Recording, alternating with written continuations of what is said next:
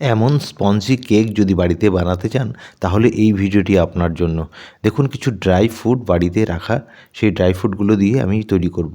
প্রথমে 1 কাপ ময়দা দিলাম, তারপর আমি 1 কাপ চিনির গুঁড়ো নিলাম। এটা আমি মিক্সার গ্রাইন্ডারে মিক্সড করে নিয়েছিলাম। এবার দিয়েছিলাম 1 কাপ দুধ, এখানে আপনি একটু হাফ কাপ দিলেও হবে। এবার দিলাম হাফ কাপের থেকে একটু কম সাদা তেল। এবার দিলাম আমি বেকিং পাউডার 1 চামচ। এবার দিলাম আমি সামান্য একটু লবণ। এবার দিলাম আমি ভ্যানিলা 1 চামচ। এইবার এই সমস্ত উপকরণকে আমি মেশাবো, তার আগে দিয়ে দেবো ডিমের সাদা অংশ। এইবার আমি এগুলোকে সুন্দর করে ভালো করে মিক্সড করব, ঘুরিয়ে ঘুরিয়ে মিক্সড করব। যারা এই ভিডিওটি দেখছেন তাদেরকে বলছি, আমি এখানে মাইক্রোওভেন এবং প্রেসার কুকার দুটোতেই কিভাবে কেক তৈরি করতে হয় সেটা আপনাদের দেখাবো। এবার দেখুন ড্রাই ফ্রুটের টুকরো এর মধ্যে দিয়ে দিলাম। যদিও এইখানে এই কাজটি করছে আমার গিন্নি, আর আমি ক্যামেরাম্যান ছিলাম। দেখুন এটা ভালো করে মিক্স করার পরে ব্যাটারটা কতটা ঘন হয়ে গেছে, এইভাবে আপনি তুললেই আপনি দেখতে পাবেন। এই ব্যাটারটা যখনই তৈরি হয়ে যাবে, তারপরে আমি একটা ফয়েল বাটির মধ্যে আমি কিছুটা সাদা তেল দিয়ে ব্রাশ করে নিচ্ছি।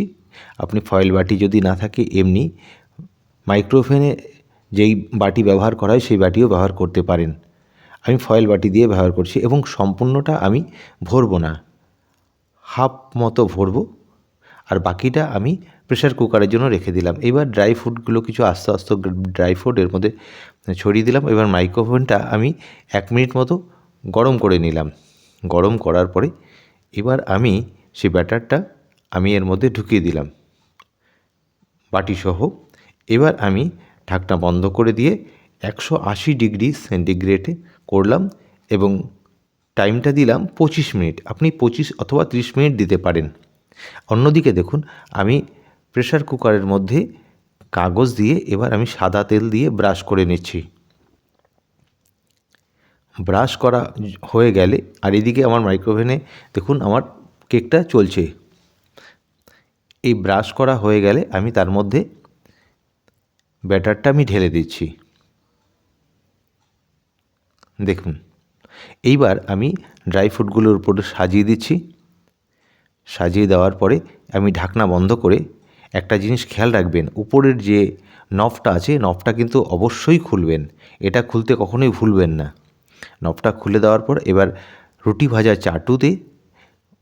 চাটুর উপরে আমি এটা বসিয়ে দিলাম এবং তাপটা দিলাম লোতে। আর এইদিকে দেখুন আমার মাইক্রোওভেনে কিন্তু কেক হয়ে গেছে।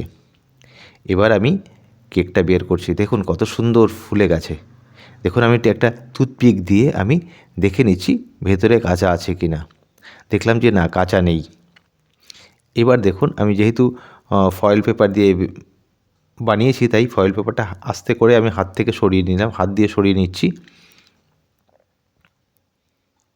দেখুন দেখুন কাগজটাও বেশ সুন্দর উঠে যাচ্ছে। দেখুন পেছন সাইডটা কত সুন্দর হয়েছে। এবার আমি কাটার পরে দেখবেন কত সুন্দর হয়েছে। দেখা যাক, দেখুন কতটা সফট হয়েছে।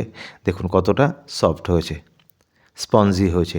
যাক, এরকম ভিডিও যদি দেখতে চান তাহলে আমার চ্যানেলটাকে সাবস্ক্রাইব করবেন, লাইক করবেন, কমেন্টস করবেন এবং অল বাটন প্রেস করবেন। এইদিকে দেখুন আমার প্রেসার কুকারের কেকটাও রেডি হয়ে গেছে। দেখুন এত সুন্দর একটি ভিডিও দেখার জন্য আপনাকে অসংখ্য ধন্যবাদ জানাই। ভালো থাকবেন।